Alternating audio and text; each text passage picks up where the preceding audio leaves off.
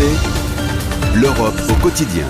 Sur le bon de livraison, François, bénévole au resto, liste les denrées reçues cette semaine qui sont financées par le Fonds européen d'aide aux plus démunis. On a du thon, on a du lait, on a de la farine, on a de l'huile de tournesol et des céréales. Voilà, c'est ce que nous donne l'Europe. Chaque année, les Restos du Cœur perçoivent un virement bancaire, 25 millions d'euros de la part de l'Union européenne.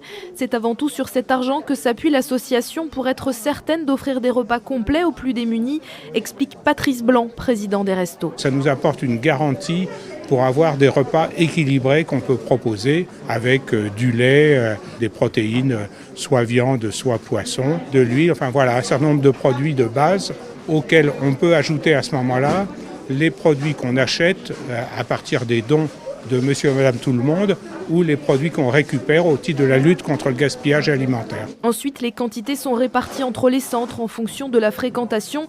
Ici, près de 10 000 repas sont distribués chaque semaine.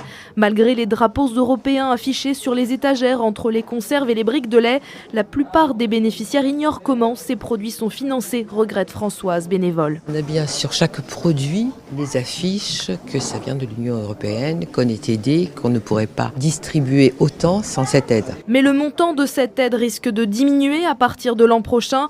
Patrice Blanc s'en inquiète. Dans les prévisions budgétaires de la Commission, elle pourrait être divisée par 2. Ça veut dire que pour nous, c'est 120 000 personnes à qui on ne pourra plus apporter de repas pendant l'année. Les Restos du Cœur ont interpellé tous les candidats aux européennes. Ils espèrent que les eurodéputés élus se battront pour que cette aide ne baisse pas.